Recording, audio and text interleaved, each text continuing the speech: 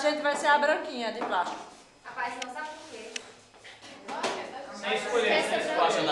Essa branquinha tem esse espaço todinho. Porque a lata de óleo, onde é que ela cabe? E a outra? Compara as duas aí, bota A lata de óleo cabe nessa ali, ó. Nesse que tá perto do frasco branco aí. Puxadinha ali, né? Vira ela de cabeça pra baixo. Você vai ver se cabe. Assim, A lata de vira óleo cabe essa aí nessa aí, de ó. cabeça pra baixo. Essa aí, pega aí, Luana.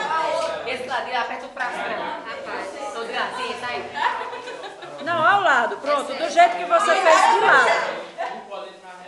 Eu acho que o meu é esse. O da gente é esse.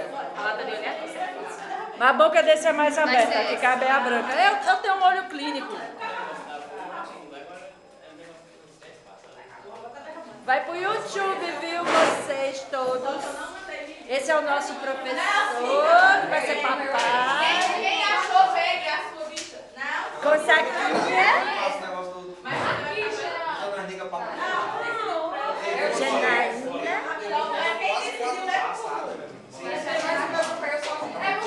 Esse é o galego que odeia falar em público. Sem falar, é ó.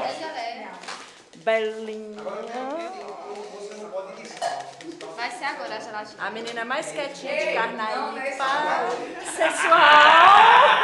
Vai pro YouTube, viu? Vai ter, né? Vamos ver. Para aqui. Agora quebre os Volta a gravar. enfeites.